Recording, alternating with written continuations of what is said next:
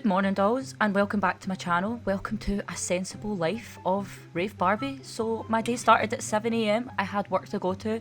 We had some breakfast to eat before work. I started at 7:45, so we need to get something to eat. Breakfast is the most important part of the day, as you know. Defrost my car because it is so cold in Scotland just now. It is not the vibe and I do not want to be late for work. I start at 7:45 and I don't want to catch myself out again by leaving it till the last minute. So we're going to use my barely there scraper, but she does the job. Look at her go. Here we go. I headed back inside to finish my cup of tea because I have to finish a whole cup of tea before I go to work. It is just an absolute essential. Put the dishy on because dishes are needing done. Scarf on, and I basically left the house to start my job at 5 minutes to before I meant to go. Oh my gosh, check the teeth. So basically, if you're wondering, I work as a home care worker for vulnerable adults and elderly. I go from house to house in the morning, helping with daily routines, just based off service users' needs, whatever they need. I've been doing this job for 4 years. I love it. I like the fact that I can go from house to house, and I work a morning and lunch run, so I start at 7:45, and I finish my day at 2 o'clock, and I'm just about to arrive at my first client of the day, but I am obviously not going to be taking you in for confidentiality issues, so I will see you on my break, and yeah, I'm on my break now, 12 o'clock, here we go. At this point, I was dying for a cup of tea, like, I just, any excuse. I always have lots of cups of tea in my clients' houses because they're absolute angels, love my clients. They're always offering me a cup of tea, but I've obviously got to get another cup of tea when I get home. So while the kettle is boiling, I decide to stick some of my mama's homemade lentil soup in the microwave. This is my lunch break, so if I don't eat now, I will probably not be able to eat until 4 o'clock. So while my wee soupy is heating up in the micro, I empty all the dishes in the dishwasher just to pass some time because I'm Hank Marvin. Anyway, this begs the question, how do you like your cup of tea? I have mine quite strong with a good amount of milk, and this is lunch, 2 paracetamols because I had a sore back, care or life, and I just sat for the rest of my break on TikTok and look at these homemade Yorkshire puddings, by the way, in the air fryer. That is absolutely amazing. So of course I've got to send it to my boyfriend because wow. And before you know it, it's 12:30. You gals got to go back to work. I finish at 4, so we've got 3.5 hours to go, and I'm very lucky I live near where all my clients are, so I can go home in my lunch break, so very jammy that way. But I'll see you at 4 o'clock, and yeah, 4 o'clock comes along, we've got an ASOS order. We're going to do an ASOS haul, so stay tuned, keep watching this vid. Your gal came home, she got herself changed, and I was planning on going and buying Copperbergs up at the Co-op, and I did not want to be wearing my carer's uniform to buy alcohol. I just think that's a bit like, oh god. So I decided to get changed, made sure I had my ID with me because I always get ID'd, and we're going on a big funky trippy walk to the local Co-op. Here we go. I love this camera, honestly, it's hilarious. It's a 360 camera. I've had quite a few questions asking what this is, and yeah, it's an Insta360. It films hilarious videos. If you haven't watched my carnival vlog, I would highly recommend doing so. It's so funny. We're walking around in Mario and Luigi outfits with the 360 camera, and it's just patter, to be honest. But yeah, this is my local Co-op, love that. And obviously I'm going straight to the booze aisle to get my Copperbergs. You already know.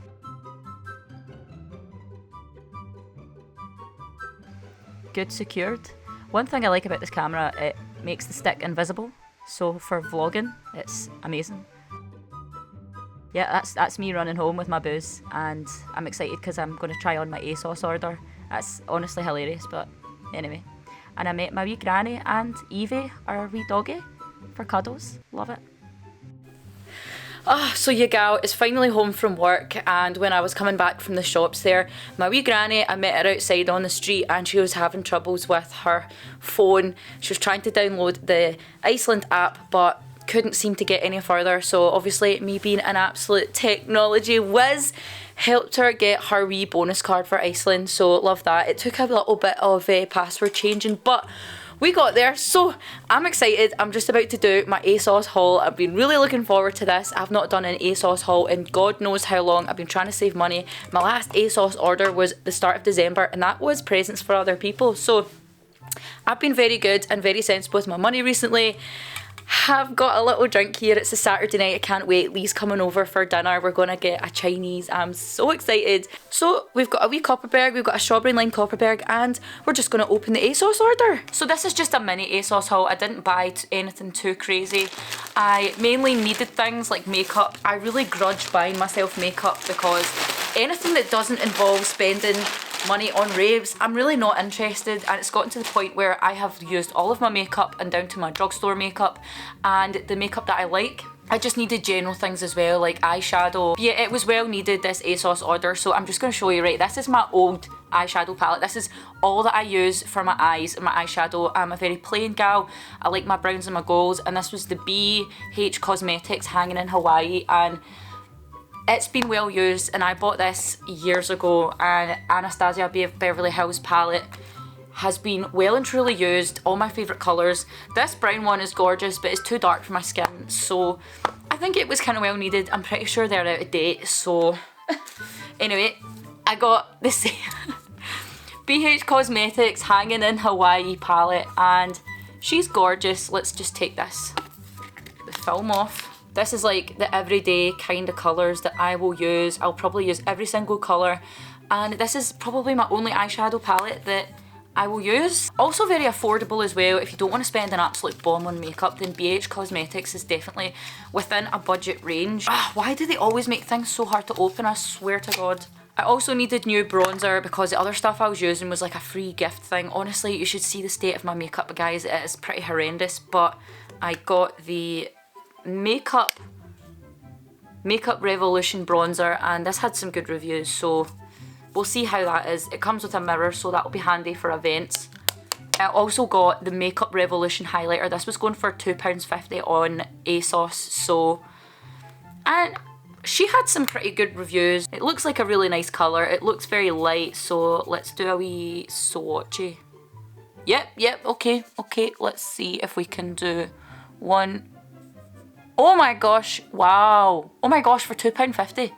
That's pretty amazing. I like to put highlighter like just in the middle of my eye, like up the top. Really makes it popping. Especially if you've got a tan, if you're going out for events. Okay, I approve. This is looking lovely. Wow. £2.50 Makeup Revolution. I'm impressed. Next thing I got was this elf kind of thing. It reminds me of these kind of sparkly things going on TikTok. This seemed quite cheap. It looks absolutely gorgeous. It's like a eyeshadow. I don't even know, guys, I'm not into my makeup, but oh, she's small. She's very small, but I kind of like it. It's cute. It means it'll be very good for taking to festivals. I love how everything is just festival orientated for me. Like, if it ain't festival worthy, then I am not interested. But let's see. Oh my god, I don't even know if this is how you do it.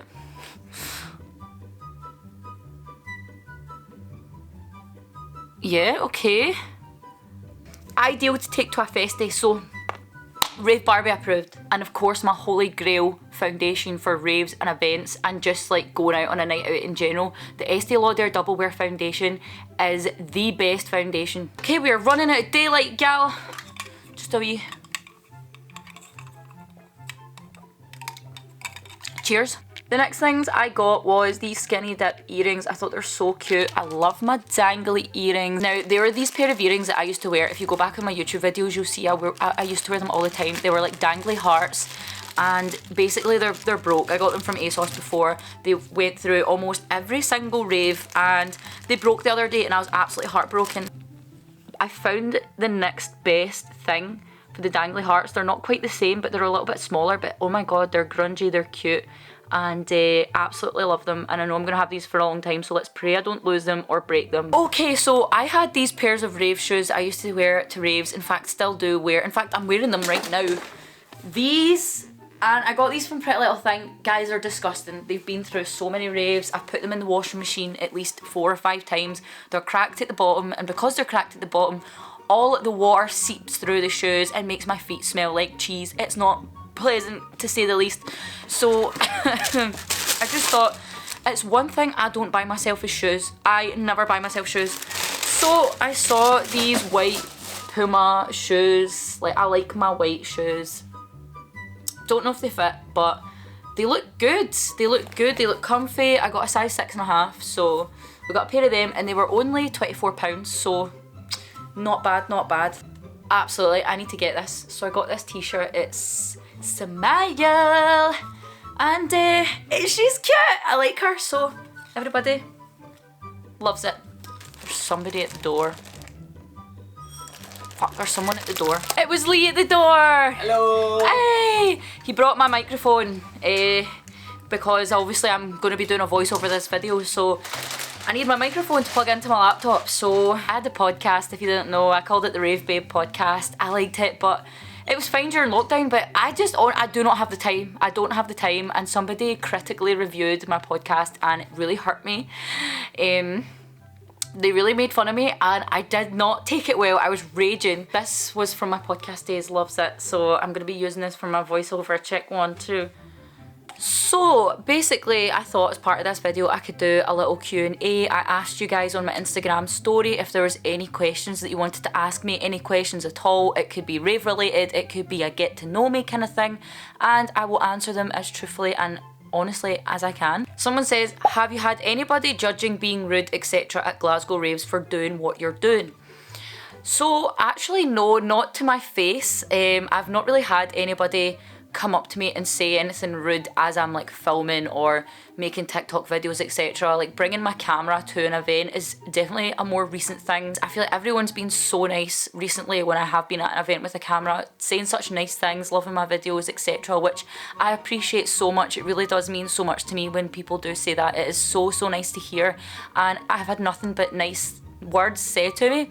But there has been a few things that have been brought back to me. You know, some people will say things like, oh, so and so said this, that they don't like you etc, and to be honest, like if they don't like me, they don't like my videos, that's fine, you're allowed to. You know, I post things online, not everyone's gonna like you or your character or what you post, but it sounds more like a them problem if they don't like me or are being rude about me, especially if I've never personally met them before. Someone came up to me at the New Year's rave in Glasgow and said my ex-girlfriend used to absolutely hate you, and you know, like that, it totally threw me off. It made me feel awful, it made me feel so anxious because I had never met this person and they just hate me.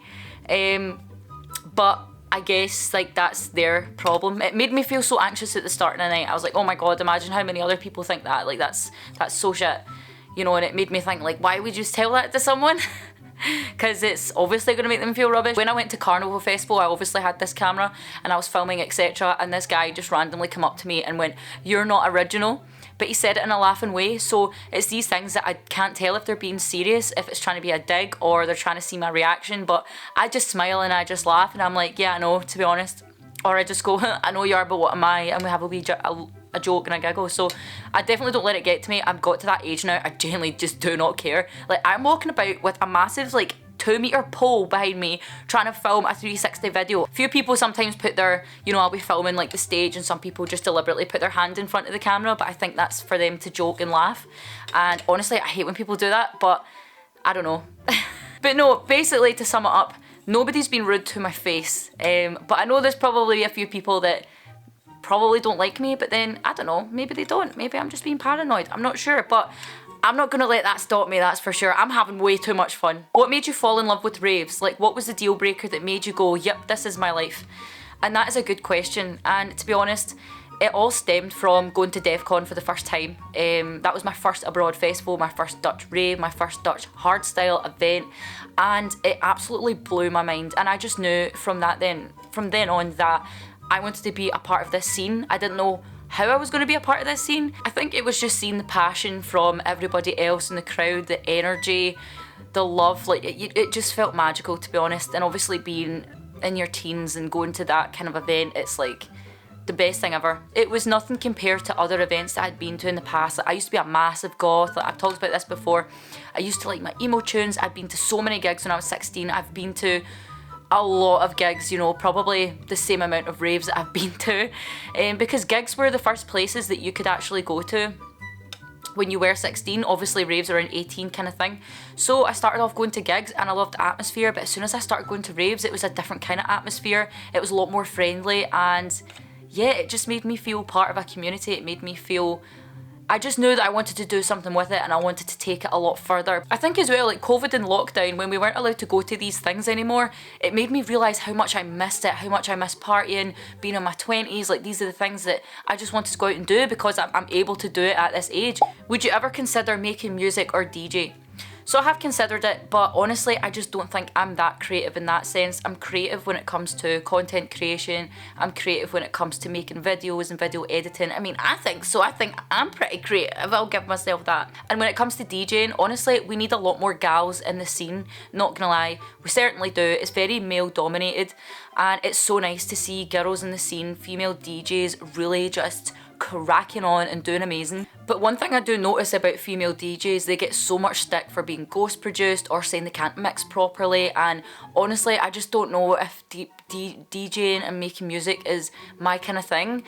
I do fantasize it. I'm like, man, imagine the life that I could have doing that, but I just don't think my passion's in it. My passion is definitely going to the events and being the person in the crowd and going crazy, and just I like filming stuff, I always have. So how old are you and what age did you get into it when going to raves? So I'm 24, and I never thought I would ever say that. I'm 24, that's crazy. I turned 24 in December and I'm turning 25 this year in December, so that's pretty crazy. And I first started going to raves, I went to my first rave when I was 19 years old, and it was a free rave in the Classic Grand in Glasgow, and I had the best time ever, and that's basically just where it all came from. My favourite weekend festival, so that has definitely got to be DEFCON 1, and a lot of people tend to bash DEFCON 1 because they think it's too commercial, etc. But honestly, it was my first ever hardstyle festival in the Netherlands, so it's always got a special place in my heart. It's like the motherland of hardstyle basically, and it's probably the only festival that I will go to every single year until I can't anymore. Community and everything that you love in one weekend, and I can just go on and on and on, but we'll save that for another video. So I've been asked this question a lot at events, and definitely when I go to raves and things, people just want to know, have you ever tried drugs and what kind? And another one that's very similar here, do you take drugs at raves? So guys, for obvious circumstances, I am not going to share things like this online as, hi mum, hope you're well, likes watching my videos and vlogs and things like that. And it also depends, what are you classing as drugs? Are you meaning alcohol? Because that's technically a drug, so yes. I have tried alcohol at a festival. Do you study? What's your career goals outside of content creating? So yes, I do study, and I have been studying for a very long time. I went to college for 2 years to do my HND in social sciences. Applied for university, so I managed to skip a year of university because I had done my HND, and I did 3 years. I did my undergraduate degree, my honours degree in applied psychology, and your gal got a first class, which is insane. I never thought that me leaving school would ever be able to get herself a first class degree. So anyway, I graduated, I was applying for jobs, couldn't get jobs for the life of me. It was still kind of COVID time, and I basically just went to events and had the time of my absolute life, as I should. And because of that, because I couldn't get a job for a year, I basically thought, right, I'll go back and do my master's degree. So I am currently studying my master's. I saved up for a whole year to basically pay for my master's. Unfortunately, it is not funded. So I am more than halfway into my master's degree, which is insane. I never thought I would ever come back, but here I am in university again. And if you ask me what my plans are after university, please don't. But I'm currently thinking of pursuing another master's degree. Yeah, my career goals, to be honest, I'm really not that sure. My plans are to be a clinical psychologist, but you need to do another 3 years of a doctorate course to qualify as that. 2 years supervised practice, and I just don't know if I've got any more studying left in me. It's intense, guys, you know, going from high school to college for 2 years, for another 3 years for an honours degree, and another year for a master's. That's 6 years already, you know. Will I go back and do a doctorate? Maybe, but I'm thinking about doing this other master's degree, which will hopefully get me a job. Life is full of surprises, who knows? You never know, guys. If you like and subscribe, you could be a full-time YouTuber. If you are still 24, 25, 26, 27, and you still don't know what you're doing with your life, it's okay. Like, it's fine. You'll be fine. What festivals do you have booked this year? The ones that I have officially booked are Lost Minds Festival in England, DEFCON 1 Festival in the Netherlands, Drop Zone Festival in Croatia, I cannot wait for that, oh my gosh, and Decibel in August, which is again in the Netherlands. But You know me, I'm gonna do way more than that. Here we go. I'm really planning on Supremacy because my friends went last year and they said it was absolutely amazing and they just can't stop talking about it. So obviously I'm gonna go because I have FOMO. How much savings do you have? I genuinely do not think that is anyone's business for obvious reasons. Over £1,000. But the cap on that, you can figure that out yourself. Would you ever do OnlyFans? Love your vids. I've had so many DMs asking if I would ever do OnlyFans. And I do OnlyFans. This is my OnlyFans. Like, OnlyFans is not just for sex work, it's content creation. So like and subscribe to my OnlyFans for more videos like this. Do you rent or anything like that? I wonder how you afford these events, as I rent and I struggle to find money after bills come out. Where do you get the money to afford all these events, especially the ones you fly to? Okay, to put it bluntly without sounding like an absolute arsehole, I am privileged. I am a privileged woman. I have 2 parents. I've got a mother and a father who both work, and I don't pay rent, I don't pay digs, I do not contribute to any bills. I am very fortunate, I am very privileged, and I am very lucky that I have the family that I do, that they do not expect me to pay any dig money, contribute to bills or food. So as you can imagine, that definitely lets the expense for me go in my favour. I understand that there is people that are not in that situation at all. I would never say that anybody can go to these events. Anybody can fly abroad, anybody can book a flight and go to a Dutch rave, because absolutely not. I understand that everybody has so many different responsibilities, rents and bills to pay, and of course that comes first. There is no doubt about that. Despite not having to pay bills, rent, etc., I obviously have to pay everything else that I want to have. So for example, I pay my own phone, any technology, laptops, etc. It's all me that has to buy it. I maintain my car, I put petrol in my car, I am responsible for all of that. But besides that, guys, I do not have any responsibilities. I don't have children, I don't have a mortgage to pay, I don't have rent to pay. I also, in the times that I was at uni, had a part-time job. I have always had an income from the age of 16. I've been paid weekly pay for as far as I can remember, so that definitely helps with saving my money and having money by the weekends. I am a home care worker, and the pay is the living wage, which is pretty decent. I get paid weekly. The more hours I do, the more money I get paid. And in the times that I had left uni and graduated, I was working full time. We're talking 45 hours plus a week. Weekly pay, £10.50 an hour, having like £300-400 every single week. It was definitely working in my favour. And also when I was studying at university, I was getting SAS, student loan coming in, so you're talking maybe £475 a month. Let's hope the student loans company isn't watching this, but I would spend my student loan on festivals.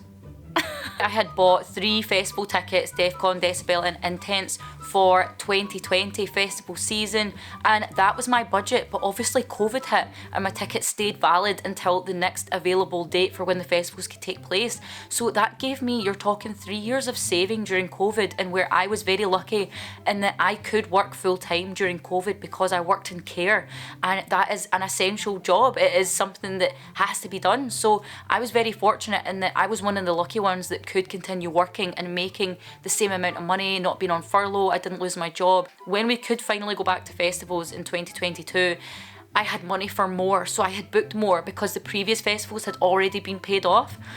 So that is genuinely why in 2022 I went to so many festivals, and again, that is not realistic. There's no way that I will be able to do this in 2023. So yeah, that is genuinely, I'm being as open as I can without sounding like a dick. I'm sorry that was a really long answer, but I'm trying to be as honest as I can, and please do not compare yourself and your holidays to someone else. I genuinely want to know how you get TikTok edits so clear. Like, what do you actually use to film stuff, even your old content before the camera? I just used the iPhone 12 Pro. If you're looking for quality, stop filming your videos on Snapchat. Basically, when I film videos on my phone, especially TikTok, I use my actual iPhone camera, and you can change the quality settings in your settings on your iPhone. I would just highly recommend watching other YouTube videos on how to get the best quality upload. How did you get into hardstyle and Dutch events? How did you find out about them?